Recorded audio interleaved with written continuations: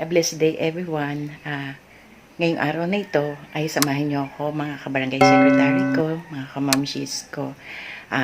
Maglalakbay aral po kami. Isa pong seminar training para sa BADAC. So, medyo mapapalayo lang po kami ng kaunti. Medyo Batangas lang po kasi pandemic nga po, hindi pwedeng lumayo. Kaya Batangas lang po ang aming mararating ngayong araw na ito. Kaya mga kabarangay secretary ko, samahan niyo ako sa aking pag-aaral ngayon na gagawin. Medyo namamaos yata ako.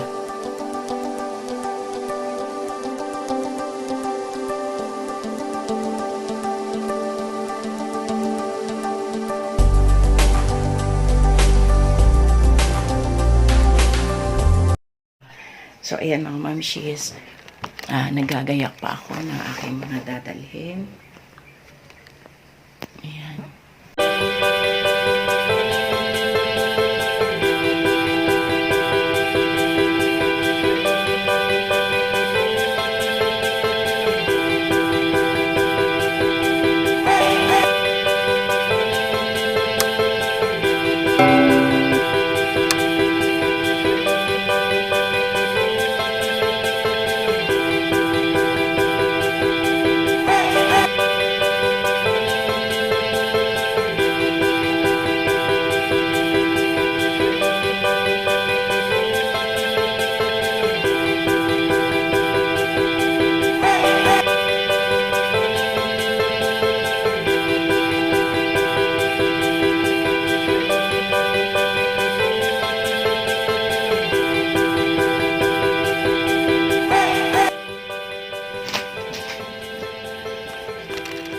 So, ayun mga mamshis. Okay na ako. Bye-bye. Alis na ako. See you later again mga mamshis. See you later again mga kabarangay secretary ka. Bye for now.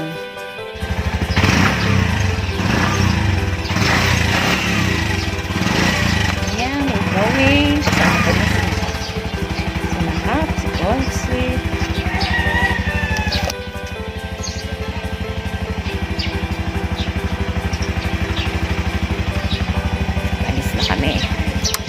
Bali, 4 kami. 4, 5. 5 kami. Bye-bye.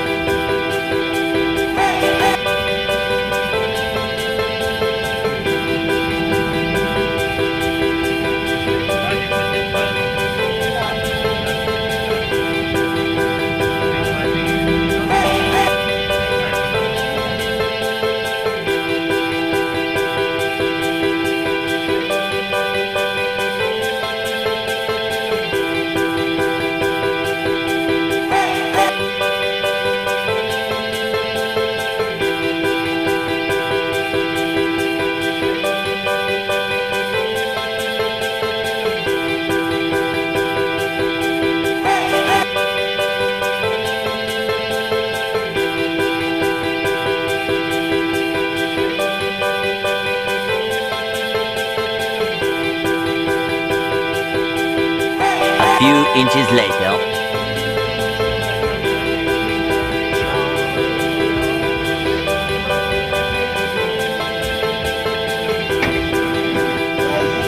Ayan, mga momshies, nandito na tayo sa aming destination. May swimming pool. Ha? May?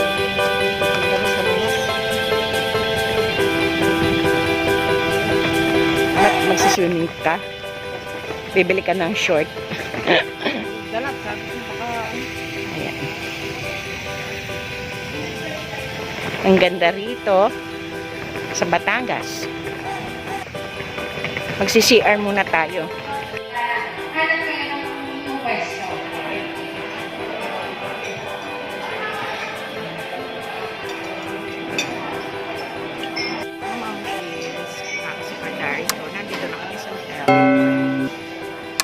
Na aming pagdadausan ngayon ng training seminar.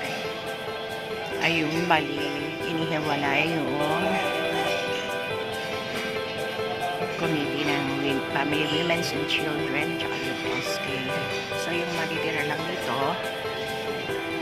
ay Barangay Secretary at yung chairman ng BPOC, BADAC. Sa ngayon po ay nag-breakfast kami. Ayan, ubos na yung aking breakfast. May natitirang egg.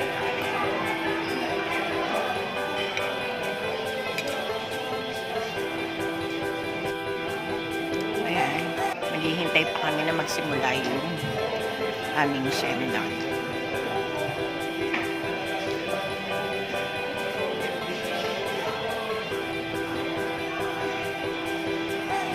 Ang pumaparada doon sa ating barangay. At may mga ugong-ugong na meron ng gamitan sa kanyang tinitirhan. Tama po ba? May mga ganang kwento. So, hindi naman po natin pwedeng bago pumasok sa parang sa embassy po, kailangan magsisecure ka muna ng clearance. Hindi naman po natin pwedeng higpitan in and out ng resident. Ito po ay na-issue noong January 28, 2021. So, just recently. So, nauna itong memorandum, itong issuance ng memorandum circular prior to the request of the affected. So, kayo po dahil na-deklara ng barangay, which were declared as drug clear. So, ito katulad po ng mga barangays po natin, itong 24 barangays, na kailangan dumaan sa validation to appear that the barangay is really free from drug personalities. So, affirmation, dadaan po tayo sa affirmation process. Kailangan, pagdatas po nila dito, meron po silang may trabaho na nila. Bakit equip na po sila eh? Marunong manahe, marunong mag-mekaniko.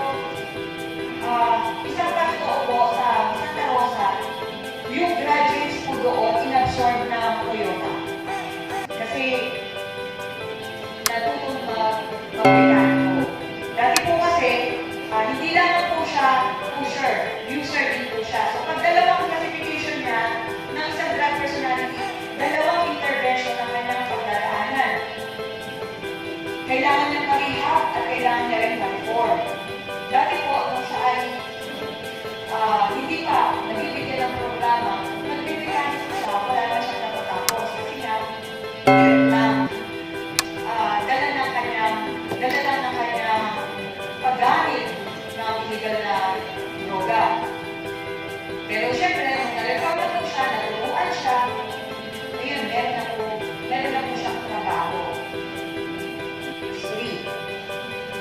Depende po kasi kung ano yung life mo doon sa lugar. So kung dito po ay One eternity later. Ayun mga momshies, mga kabarangay secretary ko.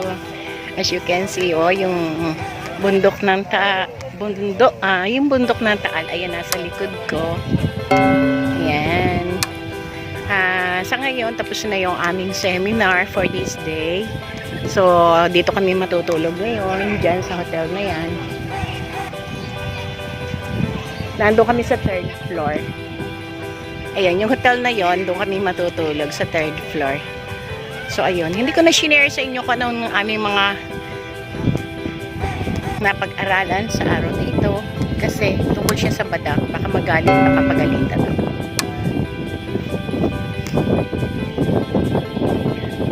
Ayan ang dagat.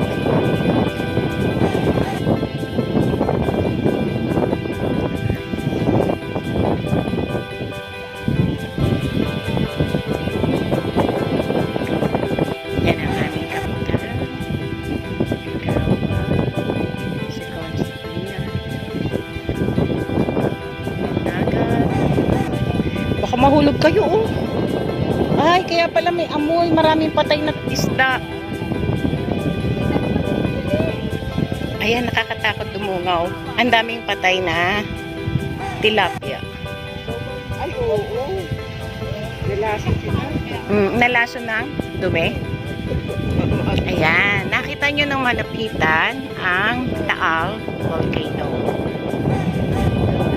Ito siya. Actually, mga mamsis, hindi siya yung ito. Hindi siya yung ito talaga siya. Itong mababa na to. Siya yung gitnang crater niya. Yung crater niya, yung buwangan niya. Flat na siya.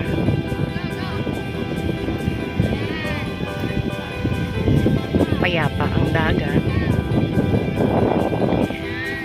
Doon sa kakabila na yung nakikita nyo, yun yung SMDC. Yan yung building sa Tagaytay. SMDC. Ayan, kanya-kanya kami picture. Ayan.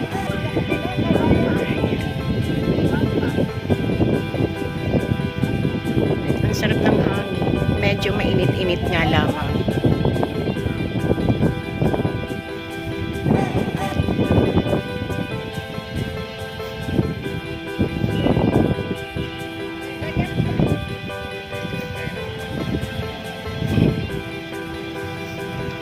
Nawala si Consipina.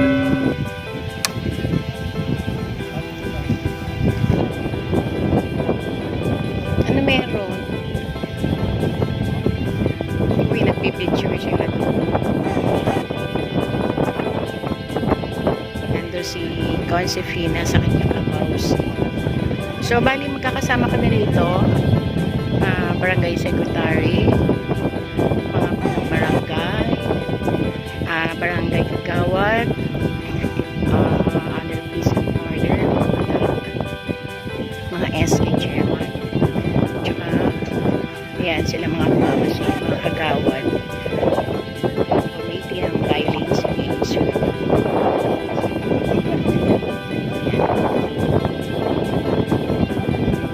Ito ay ang lugar na ito ay isang resort. Kaya dito kami punta. Pwede mag-swimming pero ang dumi ng dagat. Doon lang niya siya pwede sa swimming pool.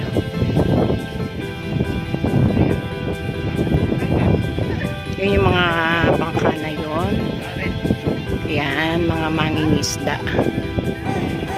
Dito masarap ang tilapia.